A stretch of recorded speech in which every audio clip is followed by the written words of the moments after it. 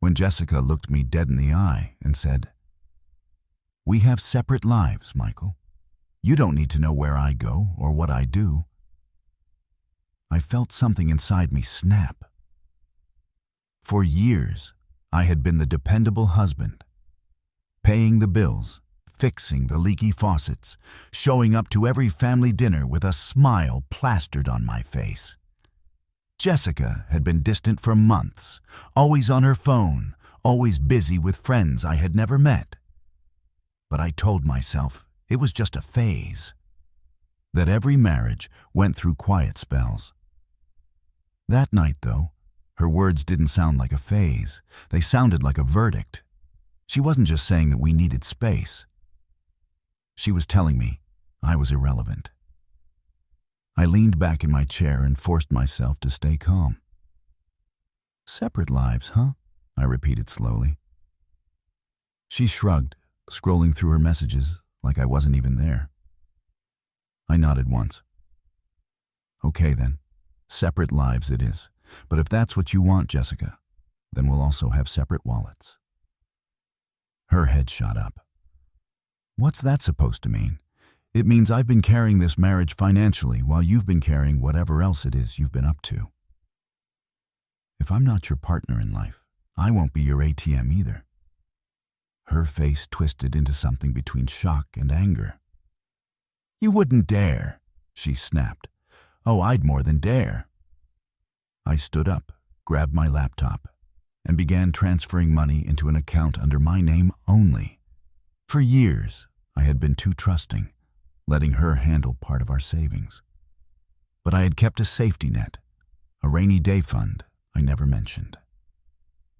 Tonight, it was finally pouring. Jessica's voice rose. "You can't just cut me off. That's not how marriage works." I laughed bitterly. "Marriage? You just declared we don't have one. You want freedom? You'll get it, but don't expect me to finance your separate life." For the first time in years, I saw fear in her eyes. And in that moment, I realized something important. Jessica had been bold only because she thought I'd never push back. But she was about to find out just how wrong she was. Jessica tried to regain control of the situation, but her voice was trembling now. "Michael, don't be ridiculous. You can't just shut me out financially. We've built this life together." I leaned against the doorway, arms crossed. "Built together? Or did I build while you enjoyed the view? Be honest, Jessica. You haven't paid the mortgage in years. The vacations, the car in the driveway, the credit cards you max out on dinners I'm not invited to.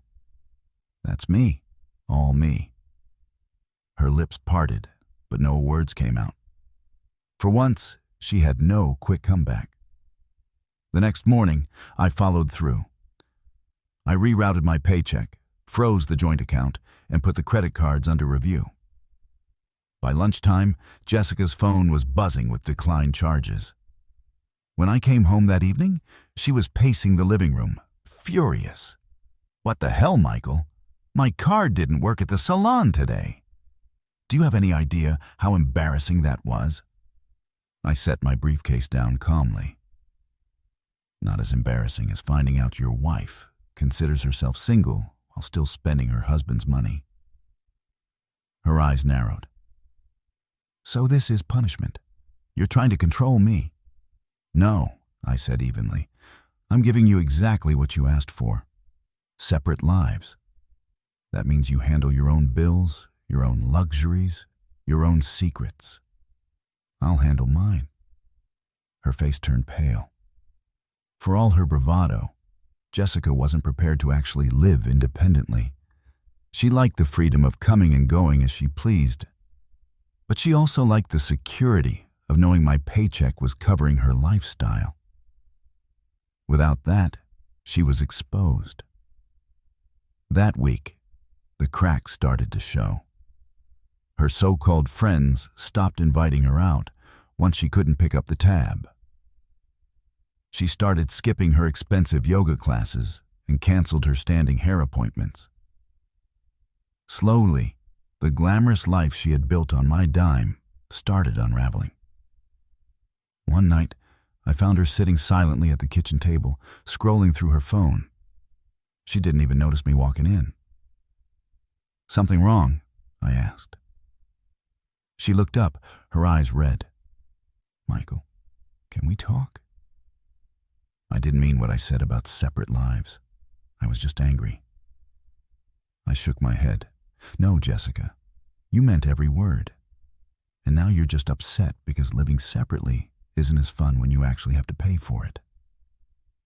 Jessica's apology sounded hollow, like a rehearsed line. I'd heard it all before. Each time I pulled back, she dangled a half-hearted promise of change, only to slip right back into her old ways. This time, I didn't take the bait. I sat across from her at the kitchen table, letting the silence hang between us. "Jessica," I said finally, "you're not sorry. You're scared. Scared of losing the comfort that came with my commitment while you played at independence." Her eyes welled up. "That's not true. I love you, Michael. I was just confused." I shook my head slowly. Love doesn't look like secrecy. It doesn't look like late nights, hidden texts, or brushing me off when I asked for honesty. Love isn't telling your husband you want separate lives and expecting him to bankroll them. She opened her mouth to argue, but I raised a hand. "I've already spoken to a lawyer. The accounts are split. The house will be sold and the proceeds divided fairly. You'll get your share, enough to live on if you budget wisely. But you won't be living off me anymore." The color drained from her face.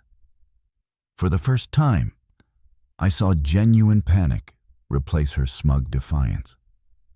She wasn't prepared for the reality of standing alone. Over the next few weeks, the process moved quickly. I moved my things into a smaller apartment downtown, peaceful, quiet, mine.